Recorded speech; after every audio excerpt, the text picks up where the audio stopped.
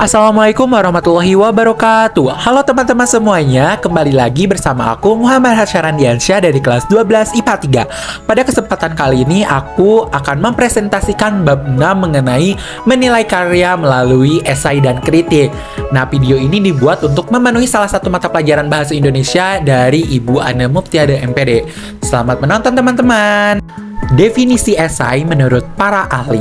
Menurut Sutomo, esai merupakan sebuah uraian berupa karangan pendek yang berisi tentang sebuah masalah yang sangat menarik. Perhatian untuk lebih didalami lagi dan diselidiki yang mana penulis esai ini menyampaikan sebuah gagasan, pikiran hingga cita-cita terhadap sebuah permasalahan yang diangkatnya. Dan menurut Wijayanti tahun 2012, esai adalah sebuah karangan yang dituangkan dalam bentuk tulisan yang isinya lebih dari satu paragraf, yang menuangkan pendapat serta pandangan dari penulis. Esai itu sendiri terhadap sebuah permasalahan tertentu yang sifatnya subjektif dan dapat disajikan dalam bentuk argumentasi. Adapun deskripsi kritik sastra dan esai menurut para ahli. Yang pertama, kritik sastra. Kritik sastra adalah analisis terhadap suatu karya sastra atau mengamati atau menilai baik dan bentuknya suatu karya secara objektif. Menurut H.B. Jasin, kritik sastra adalah pertimbangan baik dan buruknya suatu hasil kesastraan. Sedangkan esai diartikan sebagai karangan singkat yang membahas suatu masalah dari sudut pandang pribadi penulisnya. Masalah yang dibahas dalam esai merupakan masalah aktual berbagai bidang, seperti kesastraan, kebudayaan, iptek, ataupun politik.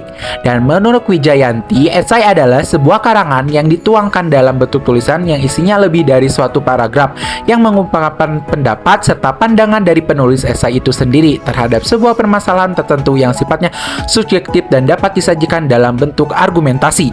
Adapun struktur esai, yang pertama, pendahuluan. Pernyataan yang sifatnya umum akan dijelaskan dibahas di sini. Tak hanya itu, pendahuluan juga berisikan latar belakang serta alasan ditulisnya esai dan mengapa mengangkat suatu topik tersebut. Dan kedua, ada isi atau pembahasan. Nah, yang pastinya di isi ini adalah isi atau kritikan kelebihan, kekurangan suatu karya yang kita kritik. Dan yang ketiga, kesimpulan atau penutup. Dan yang terakhir adalah kesimpulan dan penutupan. Pada bagian kesimpulan atau penutupan, sebuah ringkasan dari sebuah pembahasan dan pendahuluan akan dituangkan. Rangkuman berupa pokok-pokok pembahasan akan disampaikan oleh penulis yang mana harus sesuai dengan topik yang dibahas, bukan melebar dan membahas topik lain di luarnya. Kesimpulan yang dibuat ini berjumlah poin-poin penting saja ya teman-teman.